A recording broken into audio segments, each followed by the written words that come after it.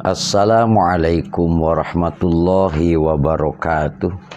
Alhamdulillahi rabbil alamin. Allahumma salli ala sayyidina Muhammadin wa ala alihi wa ashabihi ajma'in, amma ba'du.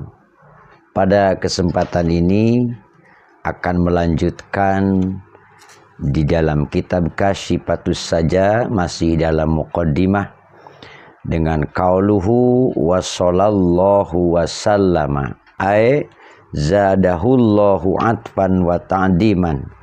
Makna sholawat atas Rasulullah dan anjuran mengawali sesuatu dengan membaca sholawat.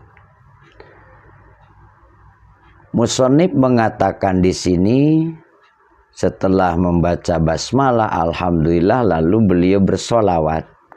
Semoga Allah merahmati, maksudnya semoga Allah menambahi kasih sayangnya, wa ta'diman, dan pengagungan untuk Nabi Muhammad sallallahu alaihi wasallam, wasallama, dan semoga Allah mencurahkan salam, maksudnya aizadahu tahiyatan udma, yaitu semoga Allah menambahi Nabi Muhammad sallallahu alaihi wasallam dengan penghormatan yang agung yang mencapai tingkatan yang tertinggi hingga tak terbatas.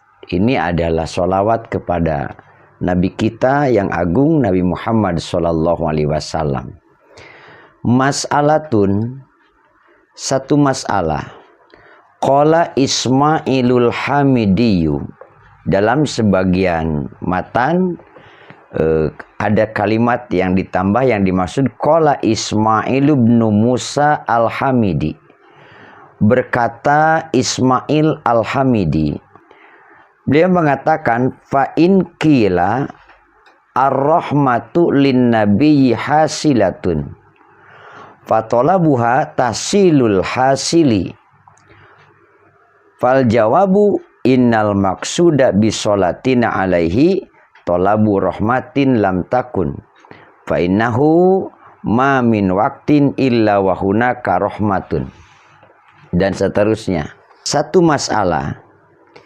Ismail bin Musa al-Hamidi berkata, apabila ada pertanyaan sesungguhnya rahmat untuk Rasulullah Muhammad SAW telah terwujud, sehingga memintakan rahmat untuknya berarti memintakan sesuatu yang telah terwujud. Maka jawabannya adalah untuk pertanyaan ini, sesungguhnya tujuan memintakan rahmat kita untuknya adalah memintakan rahmat yang belum terwujud untuknya, karena tiada waktu yang berlalu kecuali selama waktu tersebut ada rahmat yang belum terwujud untuknya. Oleh karena itu, dengan permintaan rahmat tersebut, Rasulullah SAW selalu naik dalam kesempurnaan sampai tingkatan yang tidak ada batasnya. Rasulullah SAW atau Rasulullah Nabi Muhammad SAW dapat menerima manfaat dari bacaan sholawat kita untuknya, sebagaimana menurut pendapat yang sahih. Akan tetapi orang yang bersolawat hendaknya tidak berniat memberi manfaat solawat kepada Rasulullah SAW, melainkan hendaknya ia berniat menjadikan Nabi Muhammad SAW sebagai perantara kepada Allah dalam memperoleh apa yang diinginkan oleh orang yang bersolawat tersebut.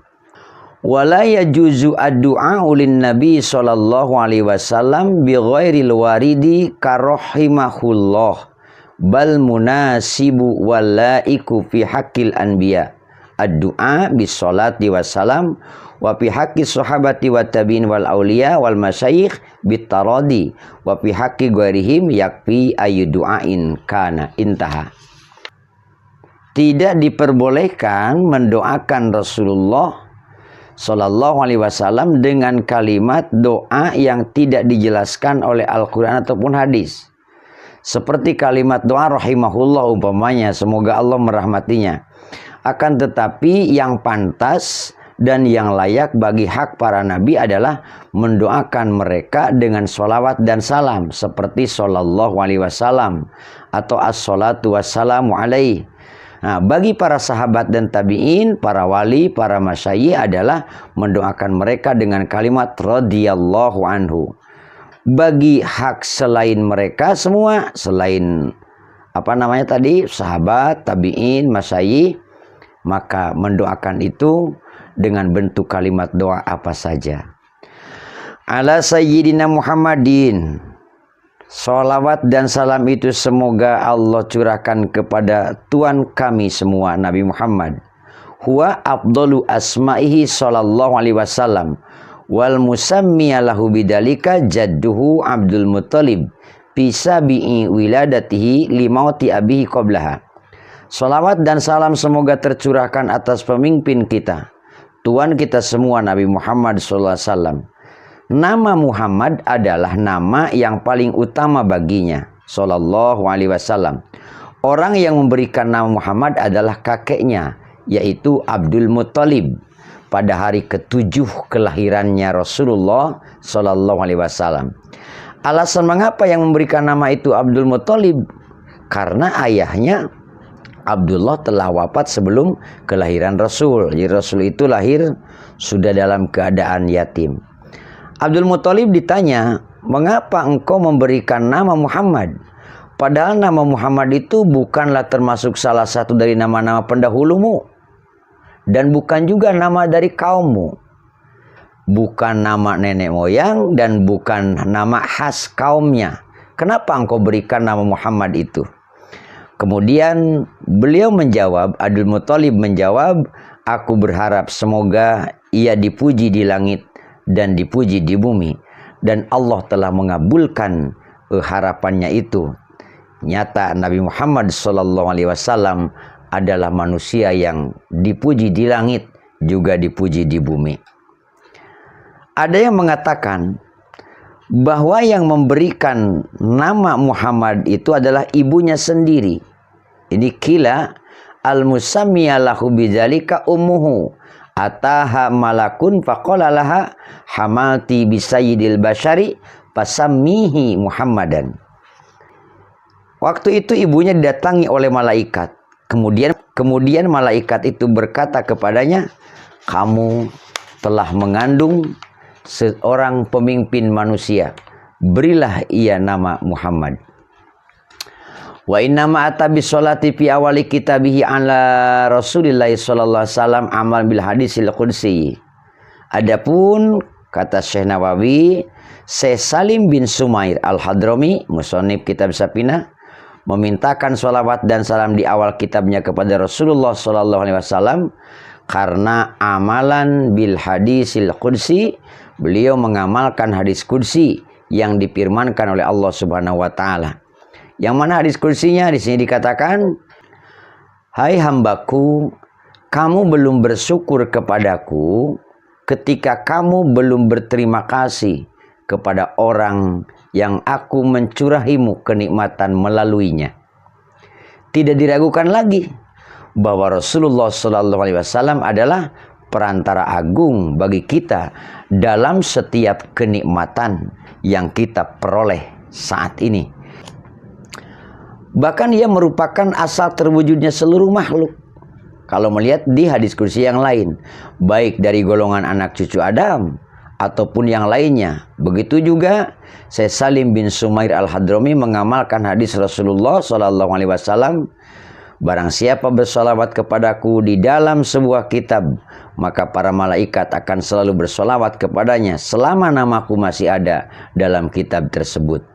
Itu dikatakan man shalla alayya fi kitabin lam tazalil malaikatu tusalli alaihi ma dama ismi fi dalikal kitab.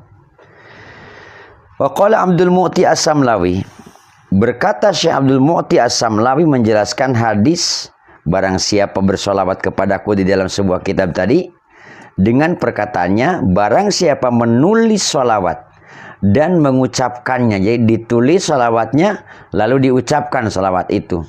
Nah, siapa yang menulis sholawat dan mengucapkannya atau membaca sholawat yang tertulis dalam kitab atau risalah, maka para malaikat akan selalu mendoakan keberkahan untuknya dan selalu memintakan ampunan untuknya. Demikianlah dikatakan oleh Syekh Abdul Mu'ti As-Samlawi. Khatimin nabiyyin. Lafaz khatimin nabiyyin bisa dibaca bi fathit ta'i. Bisa dibaca khotami. Atau juga wa kasriha dan dibaca khotimi. Jadi boleh khotamin nabiyyin atau juga dibaca khotimin nabiyyin. Makanya di sini Syekh Nawawi mensurahi atau mengomentari bi fathit ta'i wa kasriha. Tetapi wal kasri asharu. Namun membacanya dengan kasroh khotimi itu asharu, lebih masyhur. Arti daripada khotimin nabiyyin adalah Rasulullah itu menjadi penutup para nabi, seperti yang disebutkan di dalam kitab Al-Misbah. Oleh karena itu tidak ada nabi setelah beliau. Tidak ada lagi nabi, tidak ada lagi rasul setelah Nabi Muhammad SAW. Ia adalah penutup para nabi dalam wujudnya dari sudut pandang jisimnya di dunia nyata. Sedangkan hakikatnya ia adalah nabi yang pertama kali, bahkan makhluk yang pertama kali diciptakannya. Di sini Syekh Nawawi menyebutkan fala nabiyya ba'dahu sallallahu alaihi wasallam fahuwa akhiruhum fil wujudi bi'tibari jismihi fil khariji. Wallahu a'lam bissawab. Wassalamualaikum warahmatullahi wabarakatuh.